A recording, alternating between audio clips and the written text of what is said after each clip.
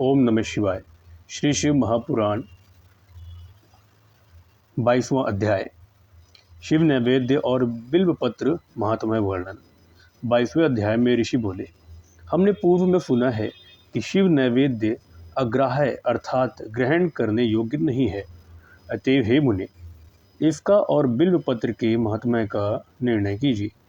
सूत जी बोले, हे मुनियों, आप लोग धन्य हैं क्योंकि आप सभी शिव जी के भक्त हैं। अब सावधान होकर सुनिए, मैं वैसा प्रीति सहित कहूँगा जो कि आप लोगों ने पूछा है। शिव जी का भक्त पवित्र, शुद्ध, सत्यव्रती और दृढ़ निश्चय वाला होना चाहिए। ऐसा भक्त शिव जी का नैवेद्य भक्षण करने में अग्राह्य भावना को नहीं करता। शिव जी के नैवेद्य को देखकर तो पाप दूर से ही भाग जाते हैं और उसको भक्षण करने पर तो अनेकों पुण्य प्राप्त होते हैं।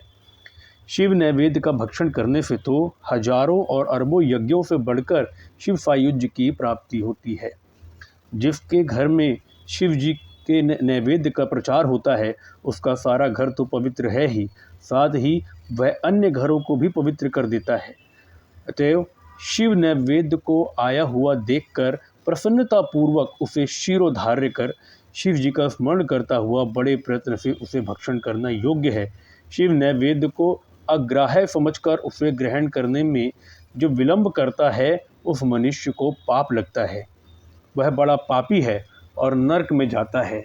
जो शिव नैवेद्य के ग्रहण की इच्छा नहीं करता, शिव दीक्षा से दीक्षित भक्त को शिव नैवेद्य भक्षण करना बड़ा शुभप्रद है। शिव नैवेद्य ग्रहण कर ब्रह्म हत्यारा भी पवित्र हो जाता है। हाँ, जहाँ चांडालों का अधिकार है वहाँ मनुष्य को भक्षण नहीं करना चाहिए, और जहाँ चांडालों का अधिकार नहीं है वहाँ का प्रसाद भक्ति पूर्वक भक्षण करना चाहिए। बाणलिंग, लोहलिंग, सिद्धिलिंग और स्वयंभू लिंग तथा संपूर्ण प्रतिमाओं में चांडाल का अधिकार नहीं है। हे मुनीश्वरों, लिंग के ऊपर का द्रव्य अवश्य ही अग्राह्य है। लिंग के ऊपर का द्रव्य अवश्य ही अग्राह्य है, किंतु जो लिंग स्पर्श से अलग है वह पवित्र है। हे मुनियों, यह तो मैंने आप लोगों से शिव नैवेद्य का निर्णय कहा। अब बिल्व पत्र का महात्म्य सुने। यह बिल्व महादेव जी का स्वरूप है और इसकी देवताओं ने भी बड़ी स्तुति की है। इसकी महिमा कठिनता से जानी जाती है। संसार में जितने भी पवित्र और प्रसिद्ध तीर्थ हैं, वह सब बिल्व मूल में ही निवास करते हैं, क्योंकि बिल्व मूल में लिंग रूपी अव्यय महादेव का वास रहता है, और जो पुण्यात्मा इसकी पूजा करता है वह निश्चय ही शिव जी को प्राप्त होता है।